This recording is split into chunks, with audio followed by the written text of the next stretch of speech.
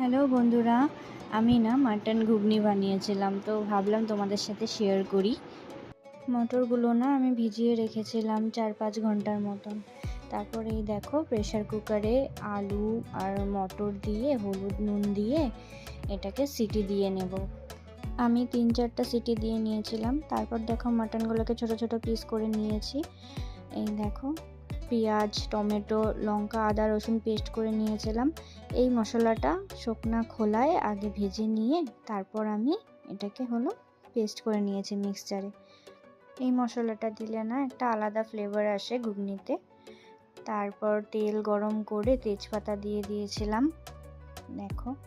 তারপর দিয়ে দিব পেঁয়াজ, তারপর হলুদ নুন দিয়ে অল্প লাল লাল করে ভেজে নিব ভালো করে।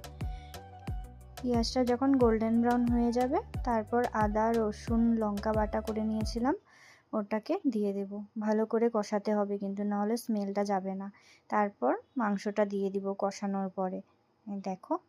তারপর কিছুক্ষণ ভেজে নিয়ে তারপর হলুদ নুন জিরের গুঁড়ো ধনের গুঁড়ো তারপর লঙ্কার গুঁড়ো দিব। ওটা কিন্তু কালার হওয়ার জন্য, এটা কিন্তু ঝালটা না।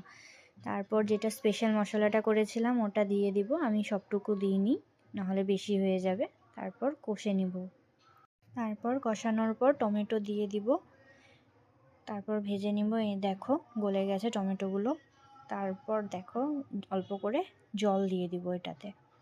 জল দিয়ে আর একটু নাড়াচাড়া করে নিব ভালো করে। যখন দেখবে তেলগুলো উপরে এসে গেছে তারপর আলু তারপর মটর সব দিয়ে দেবে। মটর দেওয়ার পর জল দিয়ে ভালো করে ফুটিয়ে নেবে। তারপর ধনে বাটাটা অপশনাল, যদি ঘরে থাকে দিয়ে দিবে, একটা ভালো ফ্লেভার আসে। বাস হয়ে গেল ঘুগনি। আমি জলটা বেশি টানাইনি কেন যে একটু পরেই টেনে যাবে। হয়ে গেছে। I hope you like my video. By.